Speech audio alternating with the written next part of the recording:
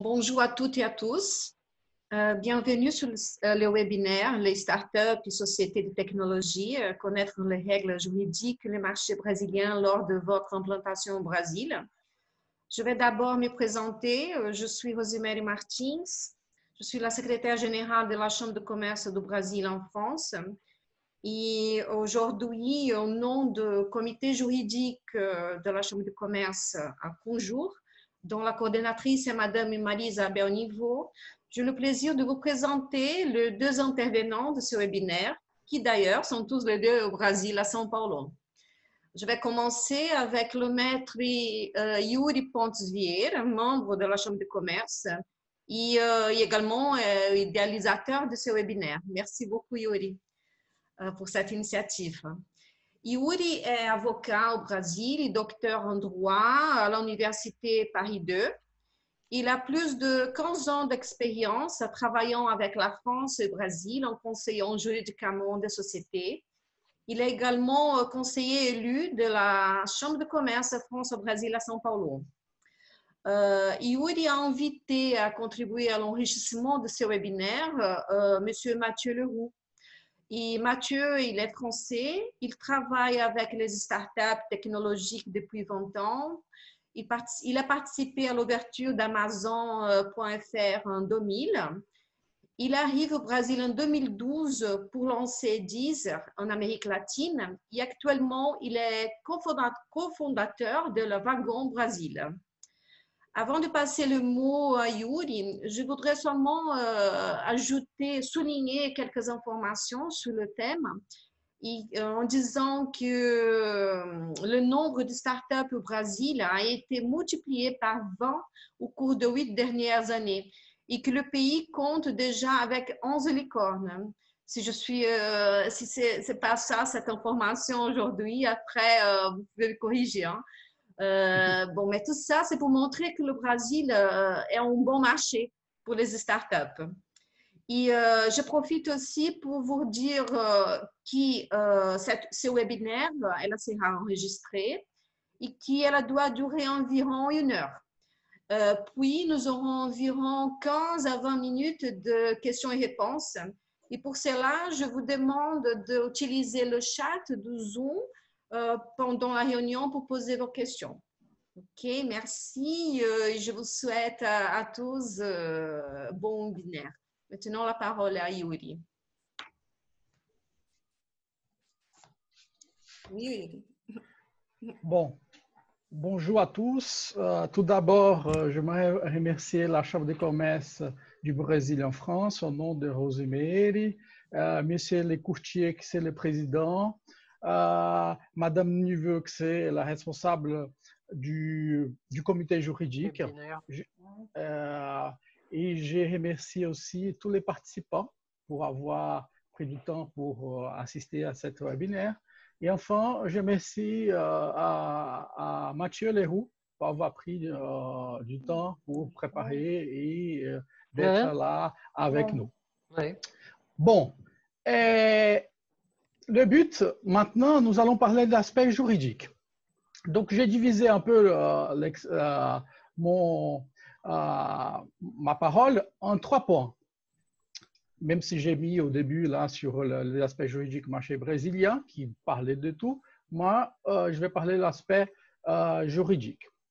Les premiers points que nous allons... c'est bon. Investissement, tout d'abord, il y a l'investissement direct, l'investissement indirect. Et ensuite, je vais parler quelques aspects spécifiques aux questions juridiques des startups et des sociétés de technologie. Or, au préalable, la première chose lorsque l'investisseur vient au Brésil, c'est et surtout lorsqu'il fait d'investissement direct, c'est de quoi? C'est de faire l'enregistrement au préalable à la Banque centrale. Il y a beaucoup de personnes qui pensent, non, combien de temps il faut faire pour l'enregistrement, cet enregistrement, est-ce qu'il faut l'avis de la Banque centrale pour pouvoir faire la réponse positive ou négative de l'enregistrement? Non, c'est un enregistrement automatique, d'accord? C'est en ligne. Et là, il y a plusieurs éléments que nous devons inscrire dans cet enregistrement automatique et en ligne auprès de la Banque centrale. Donc, qu'est-ce que nous devons ajouter? Qu'est-ce que c'est nécessaire? Tout d'abord, si une société fait un investissement direct, ça veut dire quoi? Lorsque vous faites d'apport au Brésil, donc vous devez associer d'une société brésilienne, vous devez au préalable faire l'enregistrement. Donc, d'abord, bien sûr, vous faites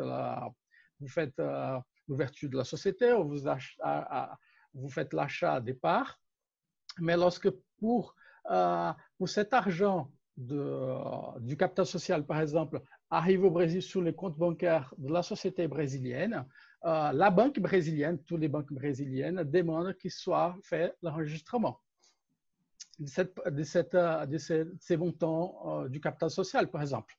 Ou sinon, vous voulez faire un prêt. Ces prêts, il doit être aussi enregistré. Donc, soit vous faites un prêt à la société brésilienne, ou au contraire. C'est là, il est important parce qu'en fait, lorsque vous faites cet investissement et cet enregistrement, il est possible après de faire rapatriement de votre investissement, soit par le biais de dividendes, soit pour l'après, si par exemple vous achetez, si vous vendez des parts de cette société, c'est important aussi de faire l'enregistrement au préalable lors de votre investissement au Brésil. Bon, voie directe d'implantation. D'abord, je vais vous parler des structures juridiques d'implantation et on va parler les voies les plus utilisées. D'accord? Il existe plusieurs formes juridiques au Brésil. Ainsi comme en France, il y a plusieurs. D'ailleurs, il y a beaucoup de similitudes entre le régime des sociétés au Brésil et en France. D'abord, nous avons EIRELI, c'est entreprise individuelle à responsabilité limitée. Et ce type de société, c'était une demande de la classe économique pour avoir un seul détenteur de parts d'une société au Brésil. Bien sûr, il existe l'entrepreneur individuel, mais il n'y a pas une séparation juridique entre le propriétaire et la société. Avec EIRELI, a été ouvert en 2011 cette possibilité, c'est-à-dire un seul détenteur des parts de cette société. Au début, il y a eu quelques demandes pour savoir si les détenteurs des parts pouvaient être une société, une personne morale, parce que c'était clair qu'il pouvait être une personne physique. Mais après quelques années, a été solidifié, il était clair la possibilité d'une société avoir 100% des parts d'une EIRELI. Et l'autre chose importante aussi, c'est qu'à l'époque, en raison du fait qu'il y avait un seul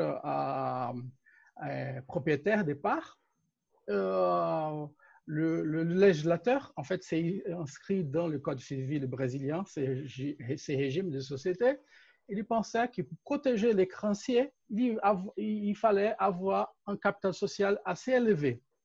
Donc, maintenant, le capital social, il est fixé en fonction du salaire minimum. Donc, c'est 100 fois le salaire minimum de l'époque de l'ouverture de cette EIRELI. Bon, cela, bien sûr, a été, pour les petits entrepreneurs, ça dérangeait un petit peu en raison de ce capital social. Et ce capital social, il fallait être libéré. Ce n'est pas une promesse. Il fallait vraiment payer ces capital social équivalent 100 fois le salaire minimum au Brésil. Donc, ça avait 100 000 et quelques. Hein. Aujourd'hui, le salaire minimum, c'est 1045 cette année. Donc, c'était un capital social substantiel. Bien sûr, ça rendait aussi la séparation, le capital social et la société du propriétaire. Ça garant l'indépendance, le risque juridique aussi. Donc, c'était intéressant pour pouvoir investir seulement avec une seule personne. Bon, nous avons la société à responsabilité limitée en général. D'ailleurs, EIREL, on peut dire, c'est une espèce de limitada. C'est la forme la plus connue et la plus utilisée au Brésil. Jusqu'à 2019, il fallait au moins 2 personnes pour être les propriétaires, les associés de limitada. Finalement,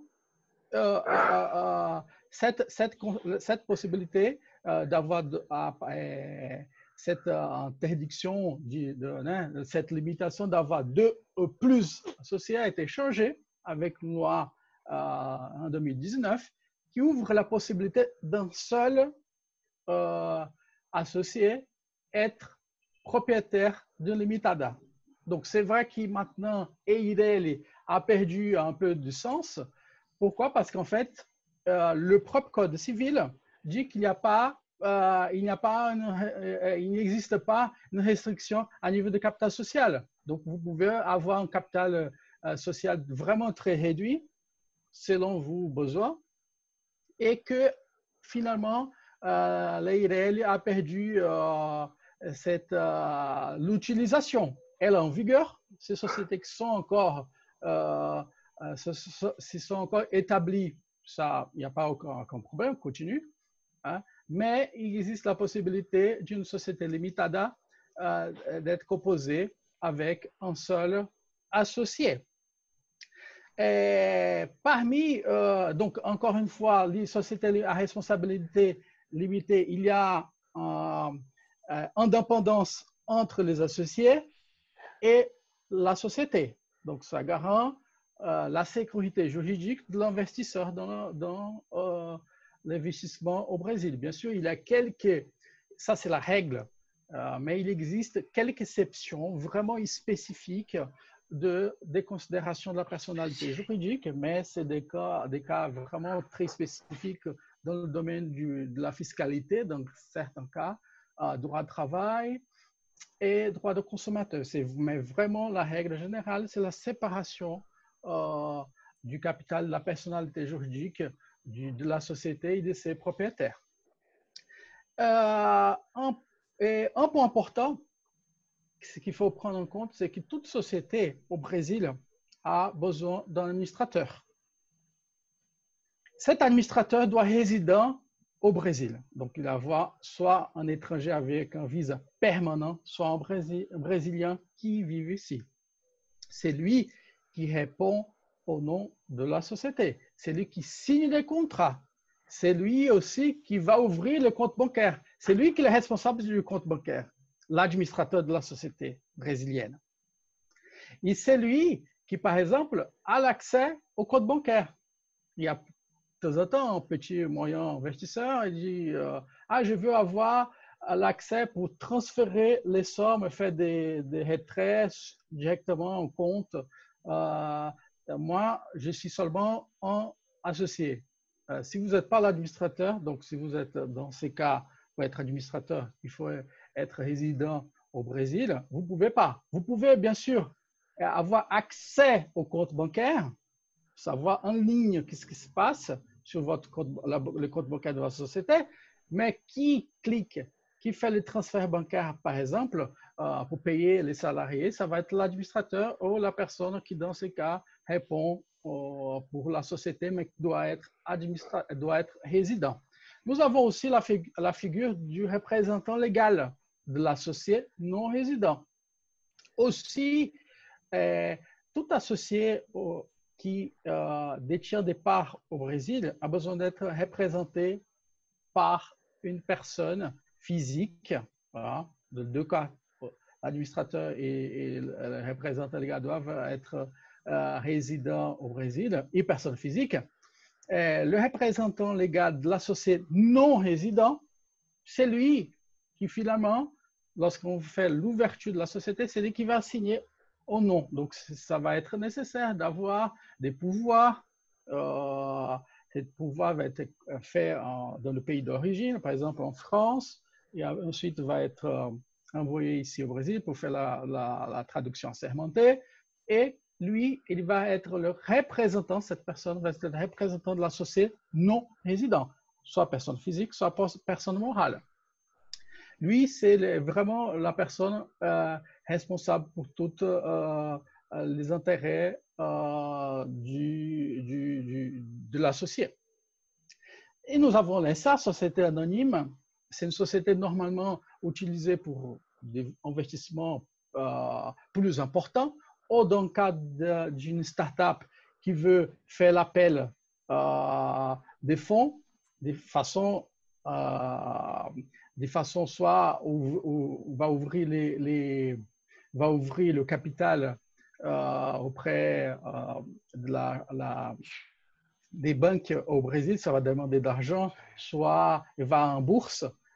C'est un modèle utilisé, c'est ça. C'est une société plus bureaucratique pour être administrée à niveau des dépôts, des bilans. Donc, en gros, nous avons les 3 modèles les plus utilisés. Et c'est vrai que la limitada, c'est de loin, maintenant en plus, après fin 2019, qu'il est possible d'avoir un seul associé. Ça, c'est les modèles les plus recommandés, les plus utilisés. Ensuite, nous avons le modèle succursale. Ces modèles, c'est très rare d'être utilisé au Brésil. Pourquoi? Parce qu'en fait, c'est vraiment très bureaucratique. Lorsqu'une société veut ouvrir une entité ici, il n'y a pas d'indépendance juridique entre le siège et la succursale, et il est nécessaire de faire demander l'agrément du gouvernement brésilien. Très bureaucratique. Donc, normalement, nous recommandons les 3 formes. Maintenant, soit limitada, soit SA. Finalement, nous avons la taxation des sociétés. C'est plus bien maîtrisé. Nous avons le régime CIPS national, bénéfice présumé, bénéfice réel. CIPS national, malheureusement, l'associé doit être résident au Brésil. Donc, si c'est un résident en France, il ne peut pas. Donc, normalement, l'investisseur étranger, l'investisseur français, il ne se débat avec les choix entre les bénéfices présumés et les bénéfices réels. 2 possibilités. Bénéfice forfaitaire, en fait, vous allez être taxé en fonction de votre chiffre d'affaires. La loi, elle a dit, pour les sociétés qui sont prestataires de services, le taux du bénéfice, la marge des bénéfices va être 32% de votre chiffre d'affaires. C'est déjà décrit par la loi. Aussi, une société qui vend des marchandises, c'est 8% le bénéfice qui va être taxé, c'est 8% du chiffre d'affaires. Alors, pour bénéfice réel, c'est vraiment la comptabilité qui va définir. Donc, le profit, moins le chiffre d'affaires, moins dépenses, on va trouver le bénéfice et ce bénéfice va être taxé. Bon, et moi, investisseur, quelle est la forme de recevoir mon retour? Vous avez les dividendes. Donc, au Brésil, les dividendes, c'est exempté d'impôt. Donc, il n'y a pas de paiement d'impôt sur les dividendes que vous recevez, même si c'est une personne physique ou morale, résident ou pas au Brésil. Nous avons un intérêt sur le capital propre. C'est un système qui, en fait, moi, je suis propriétaire d'une société. Comme j'ai apporté des fonds, ces fonds, il y a un calcul pour les intérêts. Je peux recevoir ça en raison que j'ai mis l'argent sur cette société. Il y a une taxation, d'accord, c'est 15%. Donc, c'est important de bien faire le calcul parce que ces intérêts sur le capital propre est déductible pour la société qui paye. Donc, c'est vraiment important de voir si c'est intéressant ou pas. Nous avons le gain de capital aussi. Si la société, si vous vendez la société, vous allez avoir le gain de capital. Bon, c'est important aussi à connaître la charge financière lorsque vous engagez quelqu'un. Donc, au Brésil, il faut prendre en compte que le travailleur peut travailler au maximum 44 heures par semaine, 8 heures par jour. Il a droit à 30 jours de vacances et en plus de paiement de vacances, il y a droit aussi au paiement d'un tiers du montant du salaire.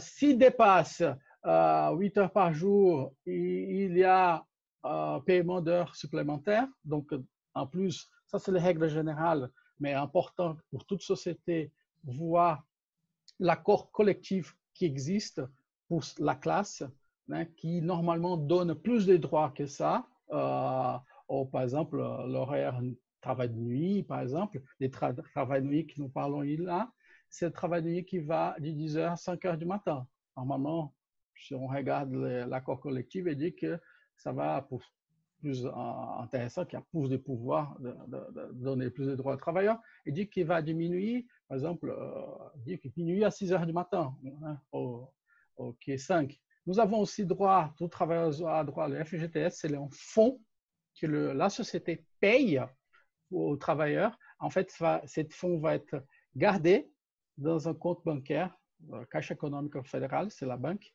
qui garde cela. S'il y a licenciement de travailleurs, il peut toucher. Pendant qu'il n'y a pas de licenciement, et dans certains cas, ils ne peuvent pas toucher. Si par exemple, il va acheter un bien immobilier, il peut toucher ces fonds. Il y a une cotisation sociale au Brésil, qui est équivalent à 20% du total payé de salaire de travailleurs. Il y a quelques sommes en plus, mais selon l'activité de la société. Et donc, il y a la voie indirecte d'investissement. Donc, nous, au Brésil, nous avons depuis 2017 le régime d'ange investisseur.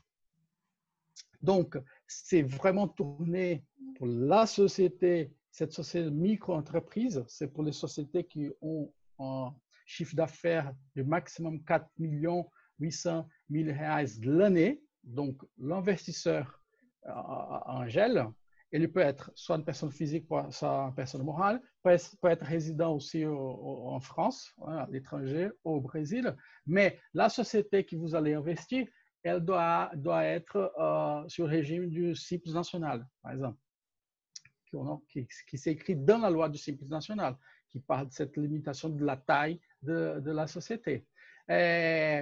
C'est quelque chose d'intéressant parce qu'il garant la sécurité juridique, parce que vous n'êtes pas détenteur au départ, vous n'êtes pas associé, vous allez mettre des fonds, donc il y a vraiment un risque zéro, ou presque zéro, parce que dans les droits, c'est jamais zéro, mais il y a vraiment limitation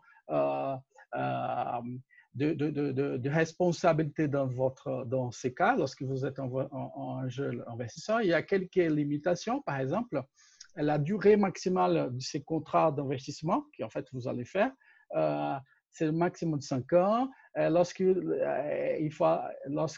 allez vous toucher la rémunération de la société que vous êtes en train de faire d'investissement, elles ne peuvent pas être supérieures à 5%, 50% du bénéfice généré par la société. Ensuite, les sommes que vous touchez, elles sont objet de taxation.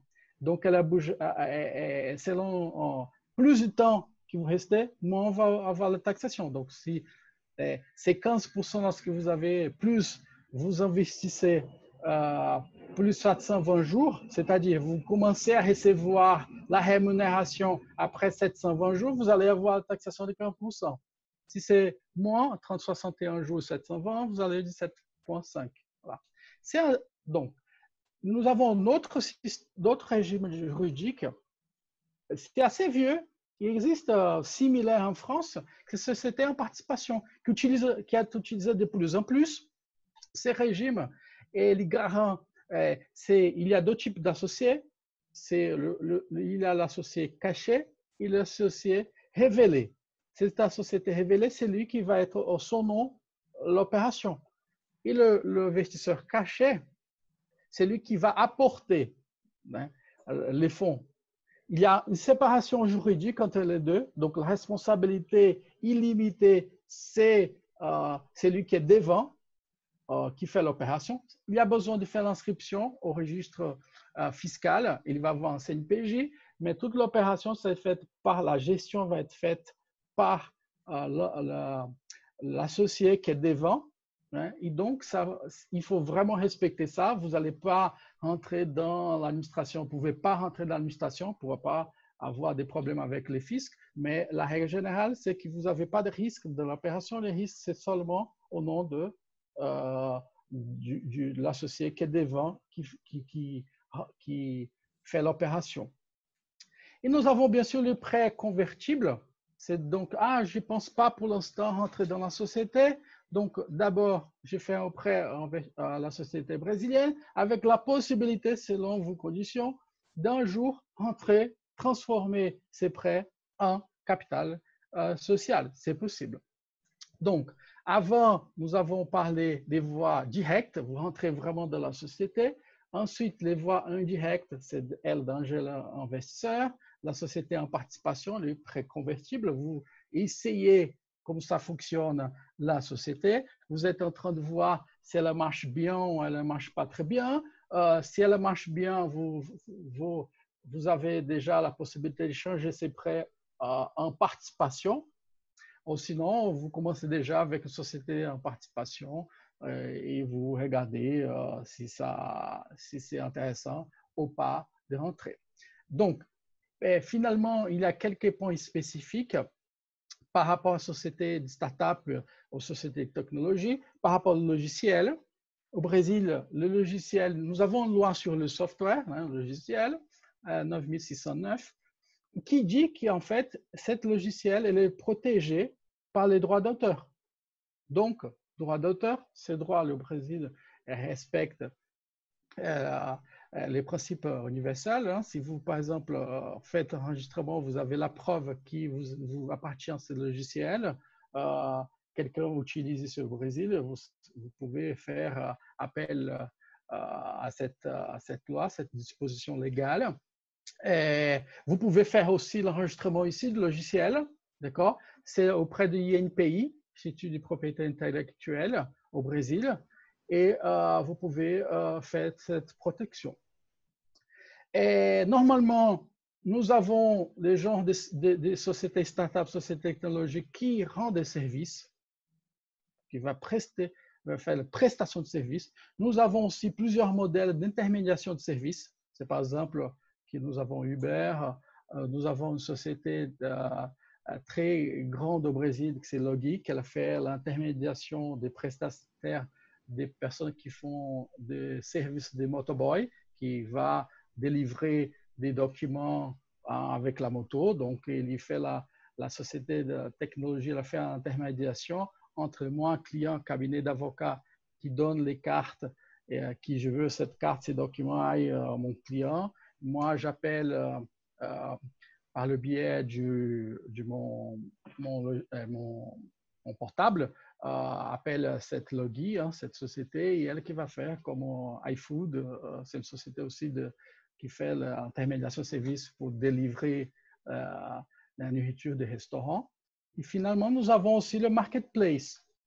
Il y a plusieurs sociétés maintenant, des grosses sociétés alimentaires, de supermarchés, qui maintenant ils ont développé plusieurs services dedans et ils vendent plusieurs produits qui ne sont pas produits à eux.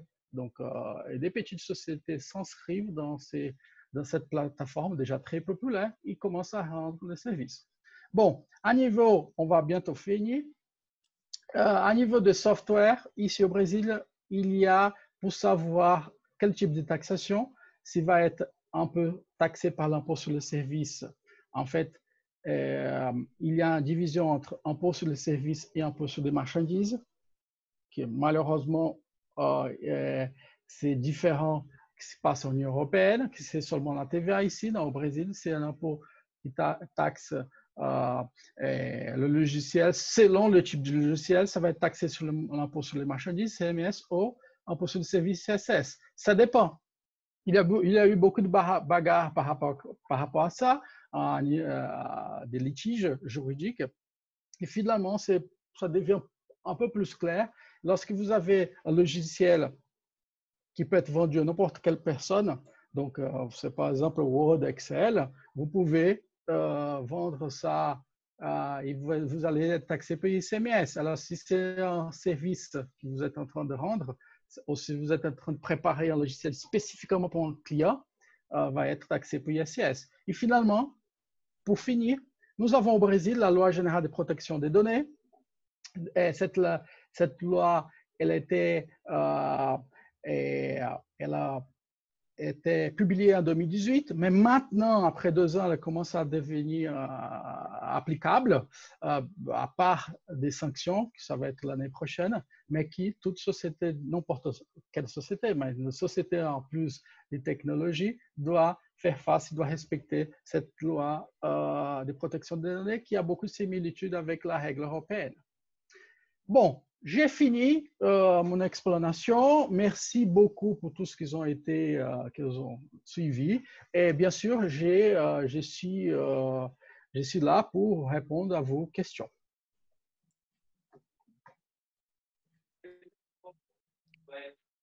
Merci Yuri, je te remercie. Et je vais cliquer, hop, partager mon écran pour parler de ma partie. Vous me dites si vous ne voyez pas. Il faut que je mette ça. Je vois. On voit. Comme ça. Très bien. Bon, d'abord, je voudrais remercier tous ceux qui ont participé à monter ce webinaire. La Chambre de commerce du Brésil en France, Yuri qui a eu la gentillesse de faire appel à moi. J'aime bien ce genre de présentation parce que ça m'oblige à mettre un peu mes idées en place. Ça me force à mettre en forme. Et là, l'objectif pour moi, c'était de présenter un peu la scène brésilienne de start-up parce que je pense qu'on a, depuis la France, des idées un peu fausses.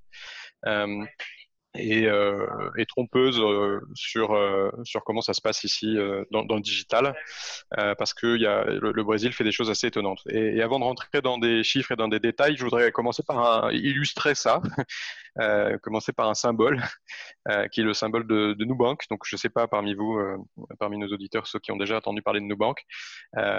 Nubank, c'est une banque en ligne, donc digitale, qui est en fait une application qui vous envoie une carte de crédit. C'est aussi simple que ça, qui n'a pas une seule agence, qui a un seul bureau dans tout le Brésil, qui est celui qui est, d'ailleurs, on voit sur le premier slide, à São Paulo, et qui est pour moi symbolique de ce que le Brésil peut faire dans cet univers digital à bien des aspects. La première chose, c'est que c'est une banque donc, qui est née au Brésil, mais qui est en fait vraiment internationale dans le sens où le fondateur, c'est un Colombien qui était en fait au Brésil représentant d'un fonds VC très connu américain qui s'appelle Sequoia et qui pendant plusieurs mois, voire années, a cherché des opportunités avant de dire en fait la meilleure opportunité, je vais la créer moi. Et donc, il a monté Nubank pour attaquer ce marché extrêmement oligopolistique et complexe de la banque au Brésil. Donc ça, c'est un deuxième symbole important, c'est que le Brésil est truffé de marchés qui sont oligopolistiques et dans lequel le digital offre une opportunité inespérée, si on regarde les 50 dernières années, parce qu'il n'y en a pas eu beaucoup, de casser et de remettre en cause ces situations d'oligopole. Je trouve que l'autre symbole très fort, c'est qu'on voit que Nubank a levé des fonds de manière assez prestigieuse, enfin vraiment énormément d'argent. Ce qui est aussi un symbole fort du Brésil, c'est qu'il y a effectivement, quand les startups commencent à bien marcher au Brésil, elles sont lourdement financées. Donc, c'est pas du petit joueur. Quand ça marche, les investisseurs internationaux et brésiliens mettent beaucoup d'argent pour backer leurs champions. Et c'est aussi un dernier symbole, Nubank, parce que c'est la première, ce qu'on appelle décacorne. Donc, c'est plus une licorne qui vaut 1 milliard, c'est une décacorne qui en vaut 10. Donc, elle a dépassé en 2019 la valeur de 10 milliards de dollars. En non-coté, en tout cas, c'est la première start-up brésilienne créée dans ces 20 dernières années qui atteint cette valorisation. Donc, c'est aussi un symbole très fort. Comme j'ai dit, elles attaquent à un marché oligopolistique. Dans le Brésil, il y a 5 banques qui conçoivent 85% du marché. Et parmi ces 5 banques, une seule étrangère qui est Santander. Elle a vraiment cette approche très forte de succès via la satisfaction client. Je crois que le succès de Nubank et de Inter, dans une moindre mesure, qui est celui qui est à droite sur le slide, c'est sa satisfaction client. Là, on mesure le NPS. Je ne sais pas si vous êtes familier avec ce critère. C'est la mesure de satisfaction où on vous demande c'est un calcul où on vous demande de 0 à 10 combien vous recommanderiez un service à quelqu'un, à un ami. Si tout le monde dit 10, vous avez 100, donc c'est la note maximale. Si tout le monde dit 0, vous avez moins 100. Et vous voyez que les banques, elles sont entre 20 et moins quelque chose, donc elles sont pas terribles. Et Nubank est exceptionnel, c'est-à-dire que vraiment les clients de Nubank adorent, sont très heureux, très contents, le service client marche. La Banque centrale a récemment lancé une initiative assez géniale de mon point de vue, qui s'appelle un nouveau système de paiement instantané 24 heures sur 24 qui s'appelle Pix. Donc pour remplacer le système de virement un peu, même s'il était digital, donc qui était plutôt bien en son temps, mais qui devient un peu compliqué aujourd'hui. Et Pix, ça vous oblige en fait à enregistrer des clés, c'est-à-dire que vous pouvez enregistrer votre CPF, qui est votre numéro fiscal, tous les Brésiliens connaissent ça par cœur, votre email ou votre numéro de téléphone, vous avez plusieurs clés, et vous pouvez les attribuer à des comptes bancaires. Ce qui fait qu'ensuite, vous pouvez donner à quelqu'un votre clé, en disant envoie-moi de l'argent sur matt@lewagon.org, et la personne en rentrant cet email via la banque centrale qui centralise tout ça, vous envoie de l'argent sur le compte bancaire que vous avez associé à cette clé. Et Nubank, qui est donc une banque toute nouvelle, elle a concentré 50% des enregistrements de clés. C'est-à-dire qu'il y a eu, je ne sais plus, 15 ou 20 millions de clés enregistrées depuis le lancement, donc en un mois et demi. Et 50% de ces clés sont attribuées à Nubank. Vous imaginez la part de marché sur ce truc très moderne, très nouveau que Nubank a acquis. C'est une vraie révolution. Et donc, le dernier symbole qui est pour moi très important, c'est que quand vous regardez le nombre de clients, d'utilisateurs clients de Nubank, et que vous comparez aux champions équivalents de ces marchés de néobanques européens, donc c'est Revolut, N26, Monzo, voire américain, qui est la banque Chime, vous êtes à des années-lumière. C'est-à-dire que Nubank est plus gros en nombre de clients que tous les Européens réunis dans le top 10 et 4 fois plus gros que le premier américain. Donc vraiment, ça prouve que quand vous êtes sur le bon marché avec le bon produit, etc., le Brésil est un Eldorado incroyable qui permet de créer des succès aussi forts que Nubank, quoi. Voilà. Donc, si la question se pose de est-ce que les startups ça marche au Brésil, je pense que la réponse est claire. J'avais le petit document à gauche, c'est moi qui l'avais compilé. Il a 2 ans d'âge, donc il est un peu outdated, mais ça avait vocation de montrer que voilà, l'écosystème brésilien il est peuplé de tout un tas de choses. Il y a des accélérateurs, des médias, des VC, des investisseurs en capital locaux, mais aussi globaux, comme Sequoia qui a mis de l'argent dans Nubank, des corporates, etc. Il y a tout, et évidemment des entités publiques qui participent à tout ça pour essayer d'accélérer l'agenda. Et si j'ai récupéré un truc plus récent à droite qui parle que des fonds Angel et VC, donc qui date de 2019. Et là, vous voyez qu'il y a encore plus de logos, donc ça ne tiendrait plus dans mon slide de l'époque. Donc, à la question, mais est-ce que il y a des gens qui financent les startups? Est-ce qu'il y a des grosses startups? Est-ce que l'écosystème d'innovation se structure au Brésil? Je pense que la réponse est clairement oui. Si vous regardez les chiffres en montant d'investissement en millions, alors j'ai des chiffres qui illustrent, pour comparer 2020, les 5 premiers mois de l'année seulement. Donc vous voyez que de 2017 à 2020, malgré le Covid, 2020 est une année record. Donc on parle de juin à mai, donc le Covid bien déjà installé. Et le truc intéressant, c'est que vous voyez que le nombre de deals a tendance à diminuer. Donc, on voit que ça se concentre, les investissements. Donc, ça, c'est typiquement quelque chose, une réaction de Covid. Vous avez tendance à... J'ai été VC dans une autre vie, donc je connais bien le sujet. Vous avez tendance à réinvestir sur vos champions plutôt que d'aller multiplier des nouveaux paris sur des nouvelles entreprises. Donc, ça, c'est une réaction assez classique. Mais bon, l'investissement est là, bien là. Et quand vous regardez le nombre de licornes, c'est-à-dire d'entreprises dont la valorisation dépasse le $1 milliard, vous avez, alors non pas 11, mais moi j'en compte 12. Mais bon, j'avoue que le comptage est compliqué parce que est-ce que vous comptez encore les licornes qui sont déjà en bourse comme Stone et PagSeguro, ou est-ce qu'on considère qu'une fois en bourse, elles ne sont plus des licornes? C'est compliqué. En tout cas, sur 2019, le Brésil était le 3e pays au monde en nombre de nouvelles licornes. Nouvelles, c'est-à-dire qui ont acquis ce statut de licorne en 2019 avec banque Logi d'ailleurs créé par un Français, Fabien Mendes. Wildlife, c'est très intéressant, c'est une boîte de jeux vidéo, de gaming mobile. Et puis des plateformes comme iFood ou 99.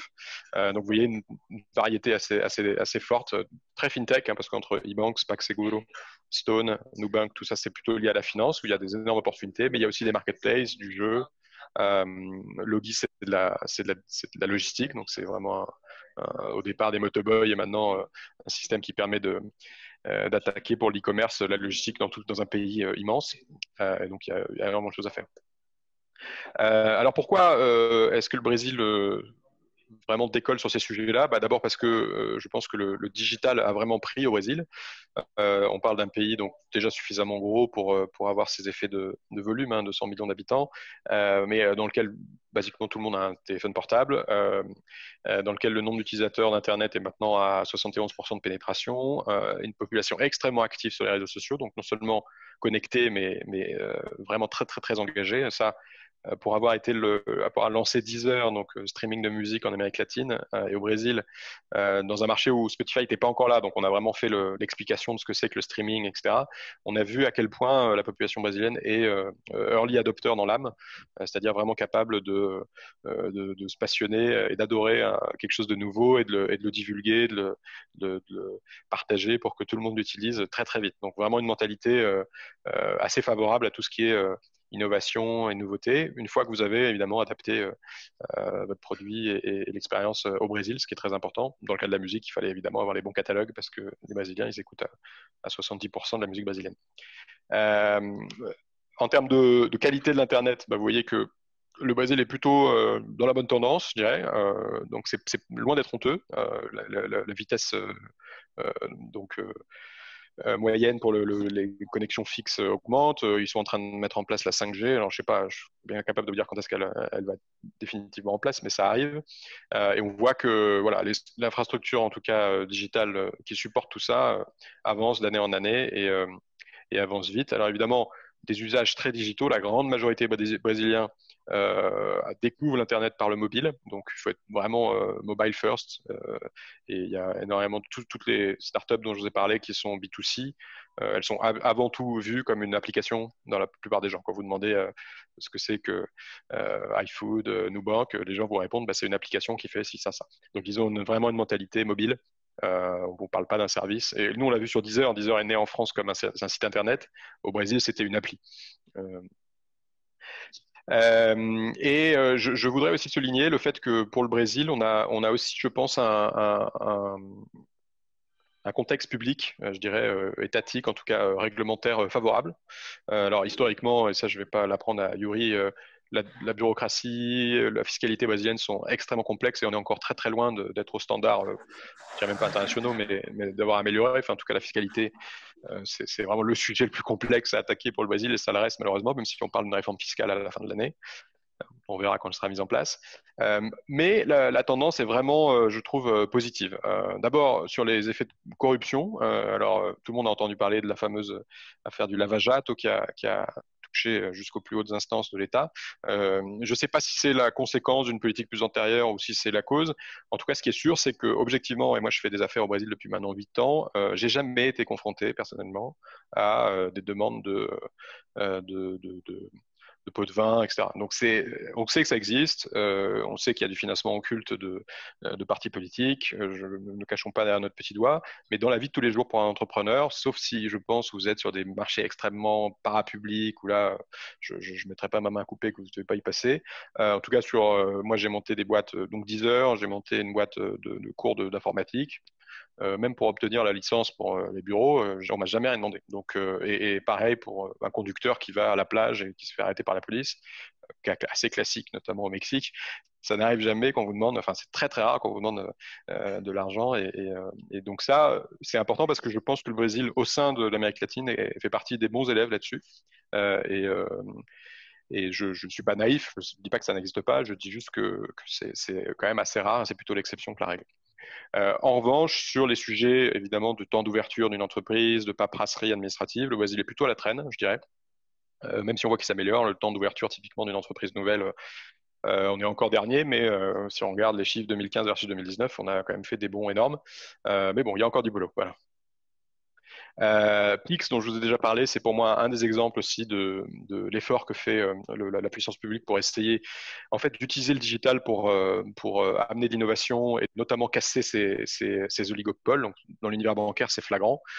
Vraiment, la Banque centrale a énormément réfléchi à mettre en place des réglementations qui s'adaptent à la taille de la société. Donc, laisser les startups pouvoir ne pas devoir installer des bureaux de compliance qui coûtent plusieurs millions d'euros par an juste à gérer les gens, quand vous êtes une startup dont le risque, si elle fait n'importe quoi, concerne 3 entreprises et 25 personnes physiques. Donc y a tout un cadre légal qui a été créé extrêmement, pour moi, astucieux, où on essaie d'accompagner la croissance de ces fintechs, de ces startups dans la technologie, où la Banque centrale comprend bien qu'on ne peut pas donner exactement les mêmes règles à Itaú, qui est un leader incontesté et qui fait des fortunes en profit chaque année, et à une startup qui essaye de l'attaquer sur un petit micro-marché, que ce soit le change ou le prêt aux entreprises ou le prêt entre personnes physiques. Donc, il y a une vraie volonté de s'adapter et de laisser jouer un peu, tant que le truc reste petit, en tout cas, sans appliquer des règles absurdes pour leur taille, mais évidemment de les faire rentrer dans des réglementations qui seraient les mêmes que les grands players lorsque leur taille grandit. Et Pix, là, pour le coup, c'est une initiative vraiment pour, là aussi, casser un peu je dirais, les réserves de marché de ces grands groupes bancaires dans lesquels effectivement ils sont tous connectés entre eux, mais c'était compliqué pour des nouveaux entrants. Et donc Pix, c'est devenu un standard qui va libéraliser le transfert en direct et quasiment instantané d'argent entre à la fois personne physique à personne physique, mais aussi personne physique à entreprise. Un bon nombre de grandes banques qui avaient l'habitude de facturer des taux et des frais absurdes pour le transfert TED et DOC, les fameux DEC, TED et DOC, dont j'ai jamais bien compris la différence. D'ailleurs, il y en a deux, mais bon, c'est pas très clair pourquoi il y en a deux. Pix, théoriquement, devrait casser tout ça, on l'espère, on croise les doigts, réponse dans un mois. Et puis là, une dernière illustration de cette tendance, donc, je ne sais pas si Yuri peut peut-être en parler au moment des questions, mais il y a une nouvelle loi sur les startups, donc qui a vocation à, alors je sais pas encore très clair dans ma tête, mais il y a vocation principalement à faciliter l'investissement, donc distinguer bien la figure de l'investisseur de la figure de l'administrateur pour pas que vous soyez responsable sur vos biens propres si jamais la startup ne marche pas. Donc ça c'est bien parce que ça donne de la protection aux investisseurs et donc ça fomente l'investissement dans des boîtes technologiques. Il y a des sujets autour de la fermeture des entreprises parce que je crois que l'un des sujets dans lequel le Brésil était encore pas mal en retard, c'est les sujets de liquidation judiciaire où ça met 15 à 16 ans pour fermer une boîte en gros quand elle a des actifs et des dettes. Ils essayent dans cette loi-là d'essayer d'inclure une nouvelle réglementation pour faciliter. Alors je ne sais pas s'il y aura les administrateurs judiciaires comme on a en France, mais en tout cas l'idée c'est de moderniser un peu cette dimension-là qui a aussi vocation à faire tourner la machine économique plus vite et avec moins de frottement. Et au-delà de ça, je pense qu'il y a une modification, mais ça on le voit dans le monde entier, pour être franc, culturelle. Je trouve que les entrepreneurs deviennent les nouvelles rockstars. Je ne sais pas si ça date du livre, du fameux film sur Social Network avec la création de Facebook, mais on voit de plus en plus de jeunes qui sortent d'école, d'ingénieurs bien formés, etc., dont le rêve est de créer une boîte et non plus soit d'intégrer une très grande boîte, soit de faire autre chose dans la vie. Donc vraiment, ça c'est intéressant parce que je pense que ça favorise l'émergence de nouveaux secteurs, ça met plus de concurrence, ça justifie, ça aide à combattre un problème antique du Brésil qui est l'inflation, parce que on se parle souvent, l'inflation vient aussi de ces situations de oligopole où les gens s'arrangent entre eux pour faire des prix. Donc tout ça, je le vois d'une façon très favorable. Évidemment, il y aura de la casse, évidemment, il y aura des scandales, des boîtes dont on espérait qu'elles deviennent merveilleuses, mais en fait, elles auront ruiné leurs investisseurs, mais ça fait partie du jeu. L'important, c'est pas tellement cette casse-là, mais c'est plutôt qu'il y ait des champions qui changent durablement les pratiques. On le voit, alors je cite beaucoup un document qui s'appelle, enfin j'ai oublié le nom du document, mais qui a été réalisé par Atlantico, qui est un VC brésilien, vous voyez quand les slides sont bleus comme ça, je leur ai piqué directement de leur présentation. Si vous voulez, je pourrais vous envoyer le doc à la suite de cette présentation. Et là, c'est l'exemple sur justement l'impact culturel où on voit que les entreprises, les startups, les entreprises de technologie deviennent de plus en plus attractives pour les jeunes, des universités bien formées qui considèrent que c'est une voie possible et en tout cas sexy de faire carrière. Après, ce qui est intéressant, c'est de voir que du côté des marchés publics, donc Ibovespa, qui est le marché d'actions brésilien, la bourse, on est encore très en retard. On est malheureusement au niveau de l'Amérique latine, mais on est à 2,5% seulement de stock technologique au sein de tout ce qui est coté en bourse. Donc ça, pour moi, je le vois comme une énorme opportunité parce que ça ne peut que grandir. Si on regarde d'ailleurs le peu de stocks qui sont technologiques, ils ont une performance bien meilleure sur le 2020. Alors ça, c'est vrai sur tous les marchés, mais c'est aussi vrai au Brésil. Donc vous voyez que l'indice tech, post-Covid, il est largement au-dessus de ce qu'il était en décembre, alors que les banques sont à moins de 32%, les commodities sont presque en ligne, et IBOV, c'est-à-dire l'indice général, il est à moins de 13% début octobre, quoi. Donc vraiment la tech est encore petite au sein du truc, mais elle grandit avec appétit. Et ce qui est intéressant aussi, c'est de voir que le leader technologique et maintenant du coup la plus grosse capitalisation boursière d'Amérique latine, c'est Mercado Libre. Alors Mercado Libre, c'est pas brésilien, c'est argentin, mais bon, le Brésil est leur plus gros marché, donc en tout cas c'est LATAM. Et la performance du stock Mercado Libre est sur 2016-2020, vous voyez qu'elle est supérieure à celle de Amazon, qui est pourtant pas ridicule. Donc vraiment, on a un champion là qui j'aurais pu citer en exemple d'ailleurs au même moment que Nubank, mais je l'ai pas choisi parce qu'il n'est pas brésilien, et qui prouve que la révolution technologique, elle impacte aussi le LATAM en plein et avec un champion parmi d'autres. Et d'ailleurs, ce qui est intéressant, c'est que l'Amérique latine a créé ses propres champions. C'est-à-dire que ce que l'Europe n'a pas réussi à faire, parce que objectivement en France et en Europe en tout cas, il n'y a pas autant de champions vraiment typiques comme vous l'avez en Amérique latine. Amazon a beaucoup plus de mal sur le marché brésilien qu'elle n'en a jamais eu en France. Je sais de quoi je parle parce que j'ai participé au lancement de Amazon il y a 20 ans en France. Je dis pas que Fnac était pas dur à obtenir, mais enfin, en tout cas aujourd'hui, je pense que la messe est dite. C'est pas le cas, loin de là en Amérique latine.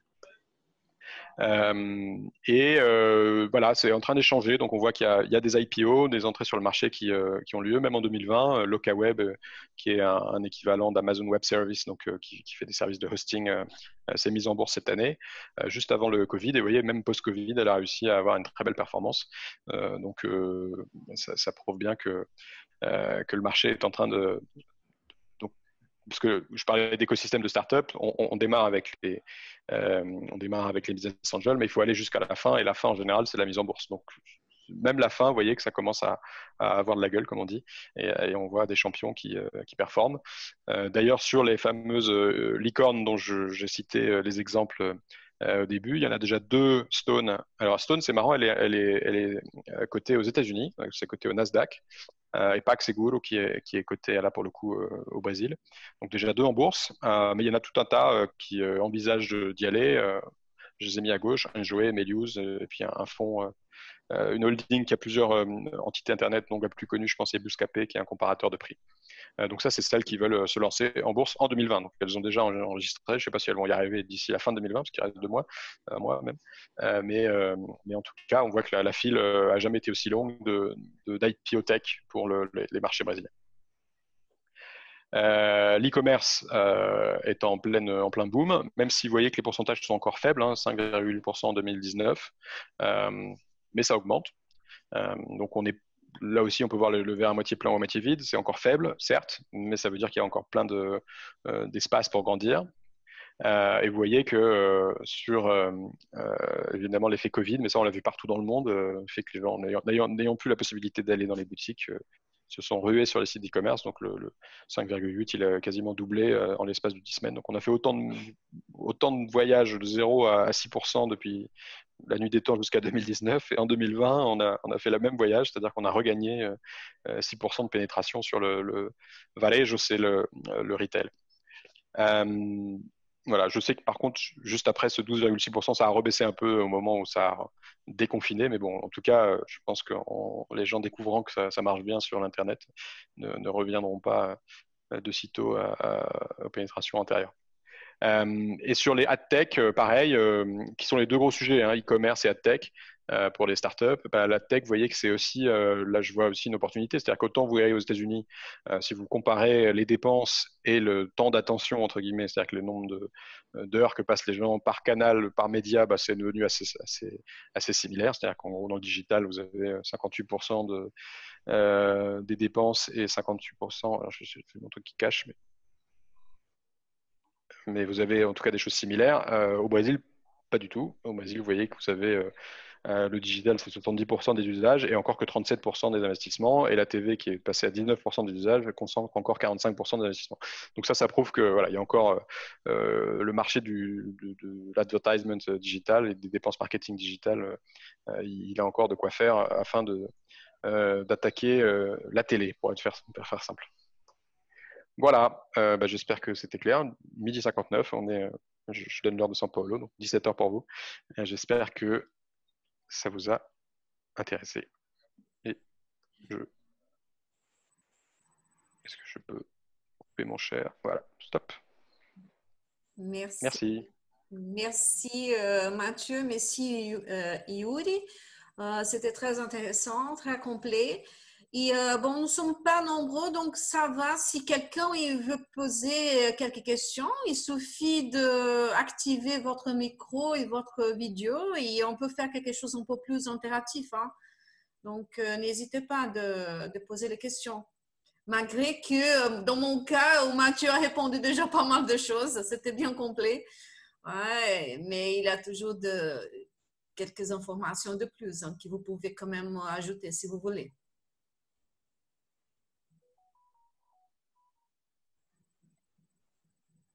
Oui, je ne sais pas de questions. Yuri, vous voulez ajouter quelque chose de plus? Bon, par rapport à ce que Mathieu avait parlé sur les projets de loi, c'est pour les... Vous entendez? Oui. Oui, allô? Oui. Oui, bon. En fait, nous sommes en train et c'est encore l'étape des projets de loi, d'accord? Mais ça sort. Ça a coupé un peu, Yuri. Avec l'initiative du gouvernement fédéral. Donc, ça va à la Chambre des députés encore. Oui, alors en cours, en fait. Peut-être l'année dernière, nous avons avoir des nouvelles sur cette. Ça coupe un peu votre parole, Yuri. Non, c'est juste pour dire que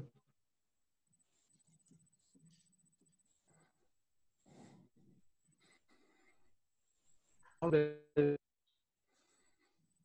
crois que c'est un problème de connexion.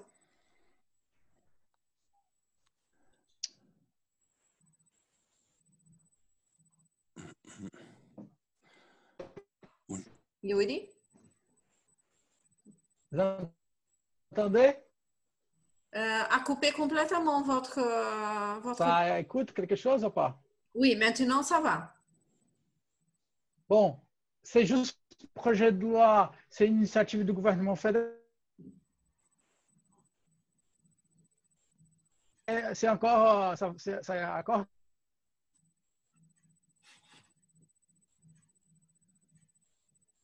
Je crois qu'il a eu quelques interférences.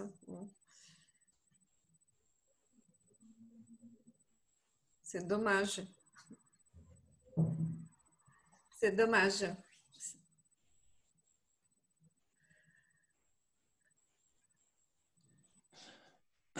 Ok, bon, je sais Bon, pas. s'il n'y a pas d'autres questions, on va conclure là. Rosemère, j'ai peut-être une question, vous m'entendez? Oui, oui, je vous entends. Je suis Arnaud Colson, avocat du Oui, cabinet GV Paris Avocat. oui, Vous me voyez peut-être même. oui, bien sûr. Parfait. Bonjour à tous. J'avais une question. Est-ce que je peux me permettre? Bien sûr. Bien sûr. Voilà. Merci beaucoup, Monsieur Leroux. Merci beaucoup, Yuri. En fait, je voulais vous parler d'un dossier. Je suis en fait avocat fiscaliste associé donc, du cabinet GV Paris et on a un problème souvent qu'on rencontre pour les groupes français qui ont une filiale au Brésil. C'est la problématique, vous savez, du cash trap. Et je voulais en discuter avec vous pour voir si au niveau de la French Tech, tout ça, c'était des problématiques qui étaient souvent remontées à votre niveau par rapport aux filiales, à savoir que en raison du poids de la taxation au niveau de la filiale quand elle achète des services auprès de sa société mère en France, du coup les groupes français et les sièges sociaux en France renoncent à facturer quoi que ce soit à leur filiale brésilienne alors même qu'on sait que les premières années, les filiales brésiliennes n'ont pas les ressources pour fournir, pour justifier le chiffre d'affaires réalisé. Ils sont évidemment soutenus localement par la France. Sauf que aucun flux de facturation n'est retranscrit de tout ça, puisque en raison des taxations depuis le Brésil, on n'arrive pas à ressortir suffisamment de cash de la filiale, et donc on renonce à facturer quoi que ce soit depuis la France. Ce qui pose des problèmes fiscaux pour la France. Puisque renoncer à facturer des choses qui sont à facturer des prestations qui sont rendues par la France au Brésil, ça peut poser un problème de fiscalité en France.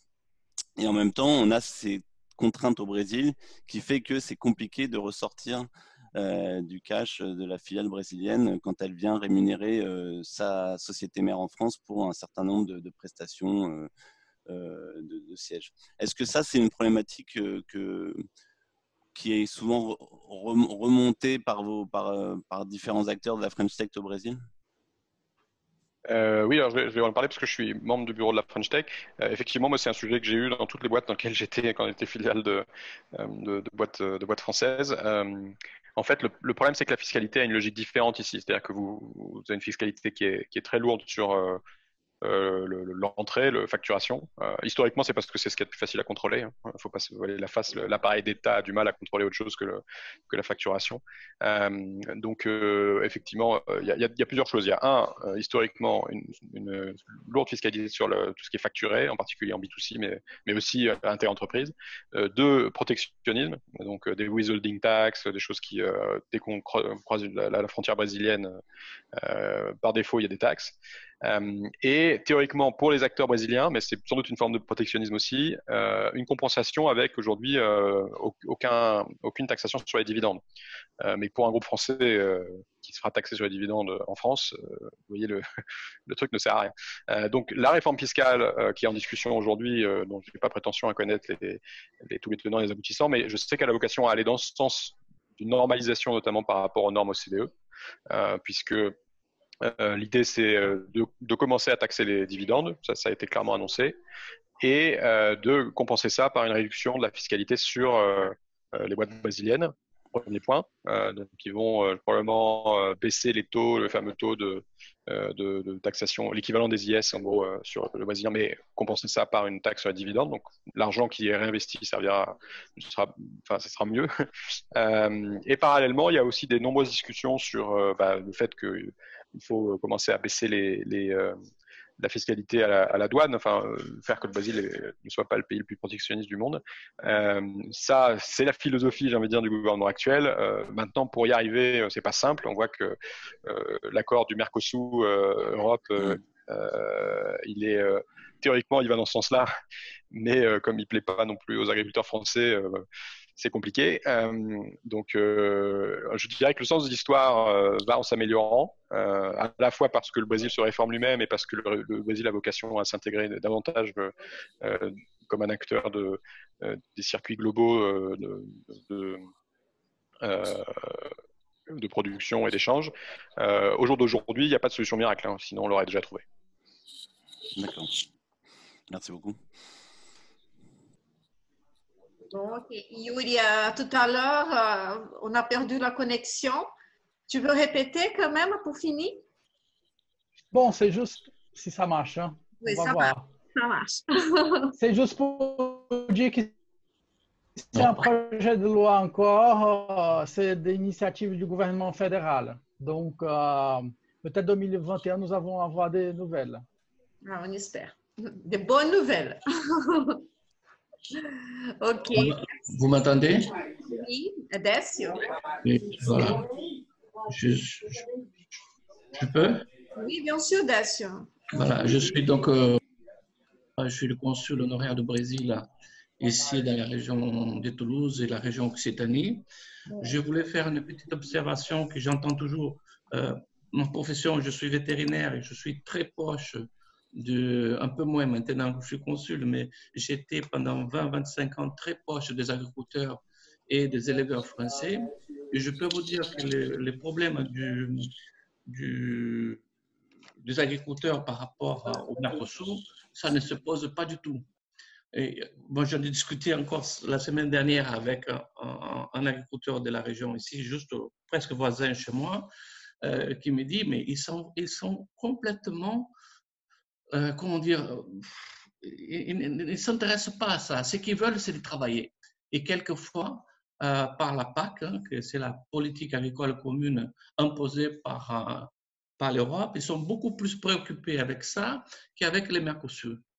D'accord? Donc, je voulais faire cette observation parce que ça, j'ai entendu une fois sur les agriculteurs qui n'en veulent pas parce qu'ils ont peur du marché brésilien. Non, au contraire, aujourd'hui, ils veulent même, ils voient une opportunité de travailler avec le Brésil, notamment sur le vin, par exemple, qui est un produit qui est très recherché.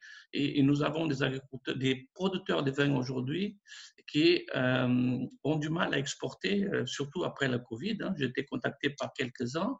Il y a même, j'ai amené une société à l'ambassade au Brésil pour discuter avec monsieur l'ambassadeur, hein, Fernando Serra, sur la possibilité qu'il puisse s'installer au Brésil pour aider cette filière. Donc, il y en a des choses à faire.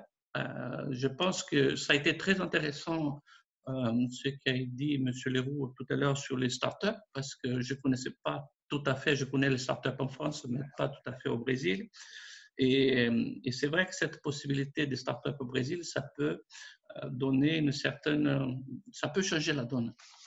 Voilà. Mais pour revenir. D'ailleurs, oui, il y a pas mal de startups d'ailleurs dans l'univers. Il y a pas mal de startups d'ailleurs dans l'univers agrotech sur lequel le Brésil est très en pointe.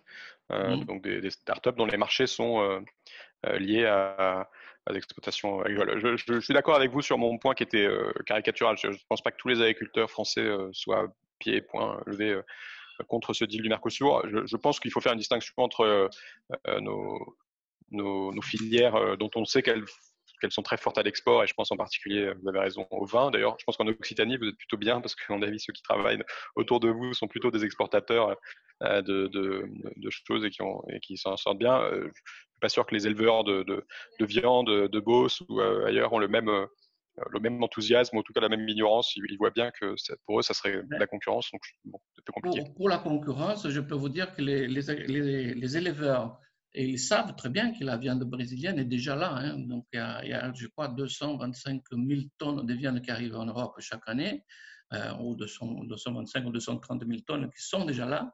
Donc, ils ne voient pas ça d'un mauvais œil. Ils disent, bon, mais le soleil est là pour tout le monde, c'est à nous de faire mieux qu'eux. Et donc, c'est ce que j'entends, hein, franchement. Donc, ce n'est pas tout à fait quelque chose de très négatif. Peut-être au niveau des syndicats ruraux, ça coince un petit peu plus, parce que les syndicats, quelquefois, ils ont une autre vision de la chose que l'agriculteur qui est tous les jours sur le terrain. Voilà. Donc, c'est un peu ça que je voulais dire. Et puis, comme dit M. Serra, l'ambassadeur Serra, les CAC 40, ils sont pratiquement tous au Brésil, et sinon tous par différents biais. Nous avons besoin de petites et moyennes qui s'installent au Brésil. Ouais. On a fait avec la French Tech, on a fait l'Eventamento, je suis désolé, je ne sais pas plus le mot en français, un rapport pour regarder. Donc le French Tech, ils ont fait deux choses. Ils ont créé un rapport sur les 120. Donc c'est plutôt des entreprises qui sont les futures CAC 40, je dirais, les 120 et les 40. Donc il y a un premier, je ne saurais plus vous distinguer pourquoi certains sont dans le 120 et pas dans le 40, je vous demande de m'excuser. Mais en tout cas, le 40, ça est censé représenter les 40 promesses de la French Tech, qui sont des startups qui sont nées dans les 5 à 10 dernières années maximum et qui ont déjà un franc succès. Et dans ces ce qu'ils appellent les Next 40, il y en a 25% qui ont déjà une antenne à São Paulo, et si je rajoute le reste du Brésil, on doit être à quasiment 30%. Donc, clairement, et j'en connais personnellement une très bien qui est Deezer, parce que c'est moi qui ai monté la filiale ici, mais il y a Blablacar, il y a Ubisoft. Alors, Ubisoft, ils ne sont pas dans les X40, mais c'est aussi une boîte technologique qu'il faut très fort ici. Enfin, il y a comment il s'appelle, Miracle, qui fait des marketplaces. Enfin, il y en a plein. Super, très bien. Voilà, c'est un petit peu ce que j'allais dire. Donc, je suis très attentif à toutes les sociétés que je rencontre, et il y en a quelques-unes qui ont l'intention de s'installer au Brésil, notamment celle que j'ai amenée à l'ambassade pour discuter avec notre ambassadeur Serra. Après, bien entendu, c'est arrivé le Covid et ça a freiné un petit peu, mais c'est une société qui est installée à Montpellier. dans la région de Montpellier et qui travaille beaucoup sur le vin, mais de A à Z, c'est-à-dire de le cépage, le choix de cépage par rapport au terroir, en passant par la production, par le respect du milieu, de l'environnement, et aussi la production, améliorer la quantité et la qualité. Et ils font du coaching et ils ont beaucoup amélioré le vin de la région de Montpellier, c'est un vin rosé qui n'est pas tout à fait très consommé en France, surtout. On préfère plutôt le rouge et le blanc, mais les rosés restent un petit peu à la traîne, mais ils gagnent beaucoup de parts de marché ces dernières années. Donc, on apprend à aimer les rosés. Et au Brésil, je pense qu'aussi, il faut travailler beaucoup parce que beaucoup de monde encore pense que le rosé, c'est du rouge qui a été mélangé avec d'autres cépages pour faire le rosé. Ce n'est pas un vin à part entière. Voilà, les rosés, donc il y a beaucoup de choses encore à faire avec le Brésil, puisqu'il y a cette idée que est difficile à le faire oublier, que le rosé, c'est un vin à part entière. Ce n'est pas un mélange de rouge avec du blanc ou avec dilué, ou je ne sais pas. J'en ai trouvé un peu du tout, tous les raisonnements au Brésil par rapport aux rosés.